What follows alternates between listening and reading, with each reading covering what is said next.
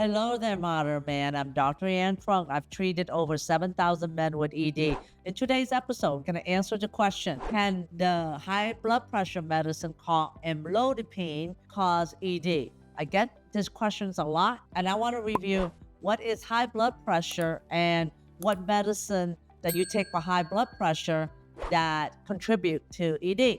Now, in August of 2025, American College of Cardiology as well as the American Heart Association came out with new guidelines that will define what high blood pressure is. So normal blood pressure is considered 120 over 80. It used to be higher, but now it's lowering down to 120 over 80. And if the top number, which is systolic number, is higher than 120 to 129, that means that you are at risk for high blood pressure. You are in early stage of high blood pressure. That's it, even if the bottom number is 80 or lower. Now, if your blood pressure, the top number is above 129 to 139, then you have high blood pressure. Or if your blood pressure is over 80, the bottom number, then you have stage 1 high blood pressure. Now, stage 2 high blood pressure, which is one of the more concerning, is anything over 140 systolic number, and then the bottom numbers over 90. So the numbers are lower now, but they're finding that early intervention of high blood pressure can really help with longevity and death. And so it's more important if you have high blood pressure with high cholesterol and also with diabetes, you really need to manage the blood pressure. Now, what medication tend to cause ED? And a lot of people ask about amlodipine. Now, amlodipine is a calcium channel blocker. So it lowers blood pressure by releasing blocks calcium. So the evidence is mixed and the risk appears to be low that it can contribute to ED. It's mixed because there was some study that showed that men taking amlodipine have a higher occurrence of sexual dysfunction. And then there's another study that shows that it does not. So it is a little mixed, but amlodipine taken for long term does reduce testosterone level as well. And in a major clinical trial, which is TOMHS, found amlodipine group had 26% decrease in sexual activity through 2 years, so higher than most other treatment. The bottom line is the comprehensive research shows that amlodipine does not significantly increase the risk of ED compared to other antihypertensive medication. So that's good news. It's very well tolerated. You can usually take it with Viagra or Cialis. You shouldn't take both of it when you're taking blood pressure medicine, but it does reduce testosterone level with long-term use. So that is important to know. So the other question is, what medication tend to contribute more to ED? The number one is thiazide diuretic, medication that thiazide class that tend to have you go to the bathroom to lower your blood pressure. And they usually end with the word thiazide in there. The second class is called beta blocker, which lower your heart rate, but then by lowering the heart rate, also affect your erection. So how does a diuretic affect your erection? So they usually go by the name of hydrochlorothiazide or chlorthalidone. They are the worst offenders for ED, research shows, because in the landmark study called the TOMHS found that men on chlorthalidone has 26% decrease in sexual activity over 2 years, and men taking thiazide are twice as likely to have ED compared to those on other blood pressure medicine. And they're more than double the incidence of non-compliance because of the side effect. Now, I'm not saying you stop the medication. Please do not stop the medication. If you're on thiazide or you're on beta blocker, don't stop your blood pressure medicine. Always discuss with your doctor first, all right?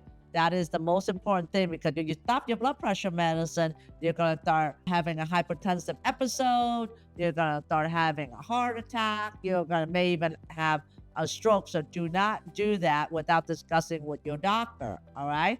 Now, thiazide medication can also cause lower testosterone level because it affects the absorption of zinc, and it also decreases blood volume because you're urinating it all out. So therefore, it decreases blood flow to the penis, and it also lower testosterone.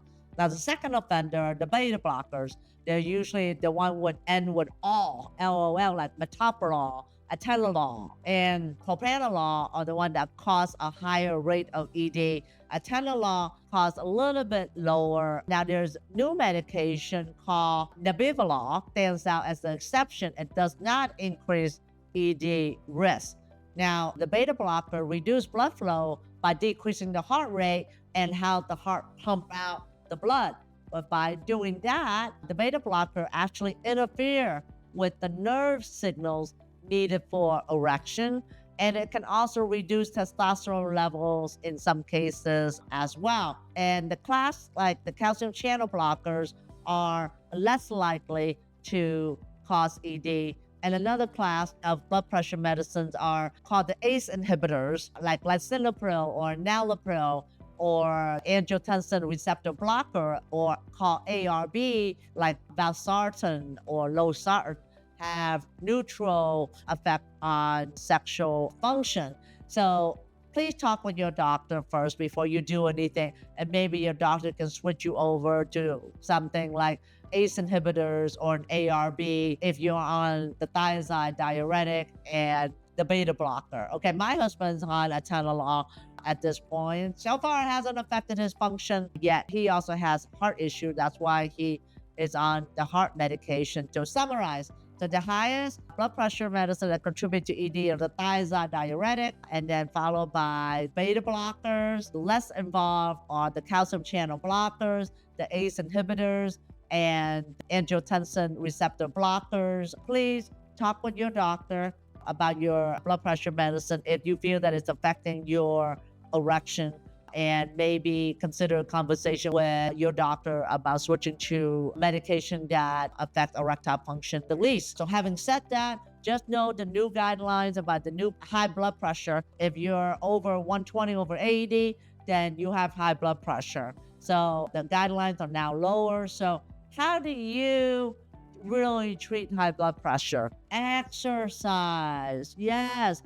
In my last episode, I talked about how exercise alone is the one intervention that you can do to treat ED. But if you exercise, it will also lower your blood pressure as well. So you don't even have to take the blood pressure medicine. If you exercise, you lose weight. So you don't need to take the blood pressure medicine. You may even have reduced your blood sugars. You may not even need to take your diabetic medication as well. Okay. So exercise is key, followed by eating a Mediterranean diet, which is recommended by the American Heart Association for heart health as well as diabetes prevention as well. So, having said that, I hope you find this episode useful and look at your medication, and just know that you do not have to suffer with ED in silence. You do not have to suffer with ED on your own. And check out our Modern Man Crib here, which is the URL ED No More, to check out the penis pump, which is a device that you can use to treat ED along with exercise and along with Mediterranean diet. Check out the link to the Mediterranean diet here.